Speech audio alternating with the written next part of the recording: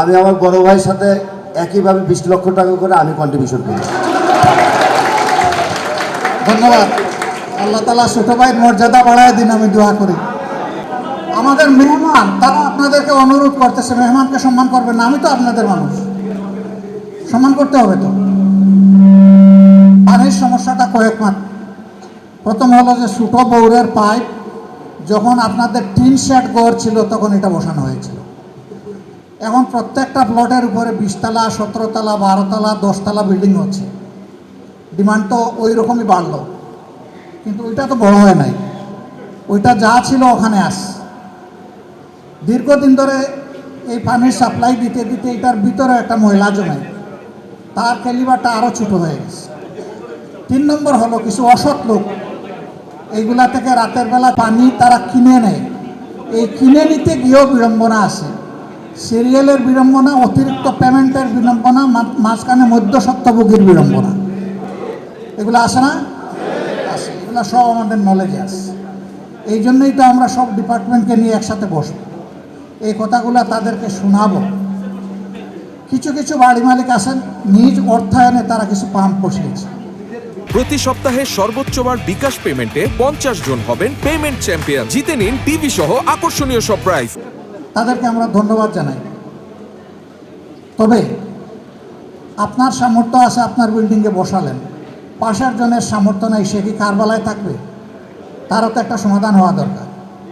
এখানে প্রতিমন্ত্রী মহোদয় বলেছেন সরকারের বাজেট অ্যালোকেশনে জায়গা কেনার মতো কোনো বাজেট থাকে না।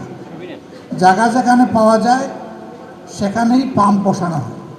উনি বলছেন যে যদি সবাই কষ্ট করে একটু জায়গা দিয়ে দিতে পারেন তাহলে আমরা পাম্পটা যত বেশি পারি, আমরা যত তাড়াতাড়ি পারি এটা আমরা ইনস্টল করব। আপনারা বলছেন যে আমরা পারবো না, এটা আমাদের সামর্থ্য নাই। না, সবাই পারবেন না এমন না, আবার সবাই পারবেন তাও না। কিন্তু সমাজ যদি আমাদের সবার হয় তাইলে আমরা সবাই কি একটু একটু হলেও কন্ট্রিবিউট করতে পারবো না? সরকার এবং সিটি কর্পোরেশন দায়িত্ব নিয়েছে। মাননীয় প্রতিমন্ত্রী বলেছেন এই রকম যত জায়গা আপনারা দিবেন প্রত্যেক স্পটে আমার পক্ষ থেকে আমি 20 লক্ষ টাকা করে দিই। এটা সরকারের টাকা না, এটা আমার টাকা। এরপরে কি আপনারা একটু শরিক হবেন? শরিক হওয়া দরকার কি না? আপনারা শরিক হবেন, আমি এটা বিশ্বাস করি। একের বোঝা 10-এর লাঠি, 10টা হাত এগিয়ে আসলে বোঝা হালকা হয়ে যাবে ইনশাআল্লাহ। সরকার কার? সরকার তো আমাদের ট্যাক্সেই তো সরকার আমাদেরকে সেবা দিবে। ট্যাক্স যে পরিমাণ আছে সেই পরিমাণই সেবা দিবে। তা আমরা বঞ্চিত, কিন্তু আমরা বঞ্চনা থেকে বের হয়ে আসতে চাই। আপনারা উদ্যোগ নেন, আমি বিশ্বাস করি সামাজিক উদ্যোগ সরকারকে অনেকটাই এগিয়ে দেবে। বাকিটা যেহেতু প্রতিমন্ত্রী মহোদয় বলেছেন ইনশাল্লাহ সরকার দেখবে, এই আস্থা আমরা রাখতে পারি। আর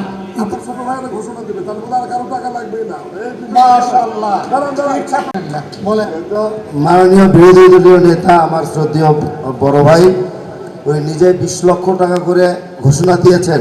যেহেতু বড়, আমি তো আর বেশি দিতে পারবো না, আমি আমার বড় ভাইয়ের সাথে একইভাবে 20 লক্ষ টাকা করে আমি কন্ট্রিবিউশন করি। ধন্যবাদ।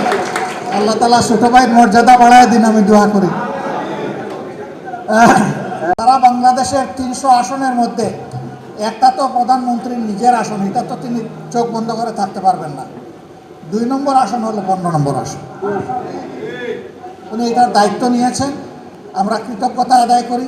আমরা প্রধানমন্ত্রীকে সব দিক থেকে সহযোগিতা করব ইনশাআল্লাহ, এবং আমরা আশা করি যে ক্রমান্বয়ে একটু সময়ের ব্যবধানে আমাদের সমস্যাগুলো সমাধান হবে। আপনাদের সবাইকে ধন্যবাদ। যারা আসতে পারেননি তাদেরকে আমাদের সালাম পৌঁছাবেন।